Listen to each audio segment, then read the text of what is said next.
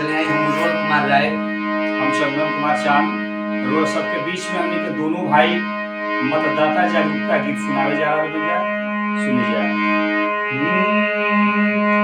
Vote कर घर से निकली है भैया, वोट कर घर से निकली है भैया, लोकतंत्र के करी सम्मान भाई, लोकतंत्र के करी सम्मान भाई। ये अधिकार बाटे हमनी के भैया, ये अधिकार बाटे हमनी के भैया, बढ़ चढ़ी करी मतदान भाई, बढ़ चढ़ी करी मतदान भाई। लोकतंत्र के पर्व आइल घर के निभावे के, घर से निकली सभे बाबा तारे के। लोकतंत्र के पर्व आइल घर के निभावे के, घर से निकली सभे बाबा तारे के।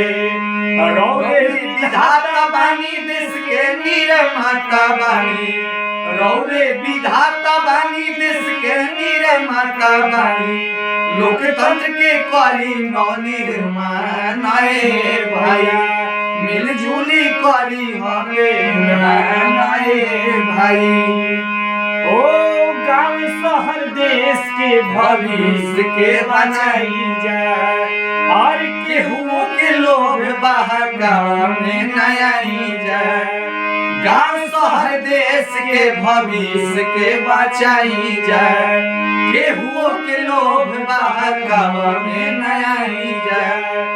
राउर वोट के सपोर्ट चाही भैया, राउर वोट के सपोर्ट चाही भैया, सभा के होई गले भाई, मिलजुली करी मतदान भाई।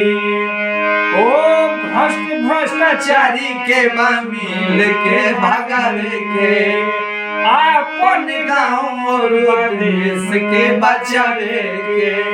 ओ भ्रष्टाचारी के मिल के भगावे के, अपन गाँव और देश के बचावे के।